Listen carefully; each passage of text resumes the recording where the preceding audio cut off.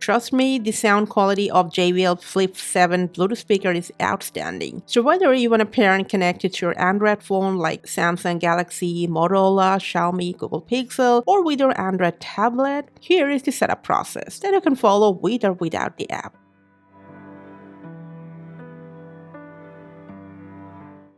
Alright guys, so if it's the first time pairing, just go ahead, press on this power button to turn it on, and it'll automatically go into pairing mode showing this flashing Bluetooth LED. If you've got an Android phone, you'll get this connection pop-up. Just press on connect.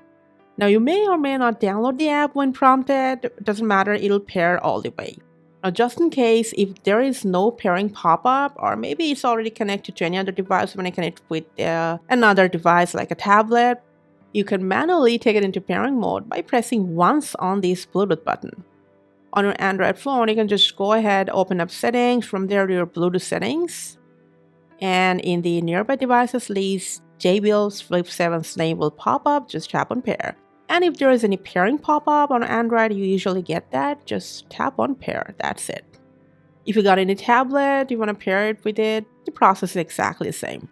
Now apart from that, you can download the JBL Portable App from Play Store. If the speaker is turned on, connected to your device, it will automatically sync with the app.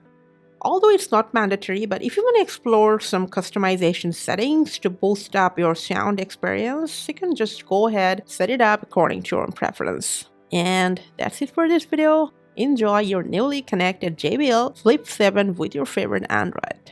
Thanks for watching.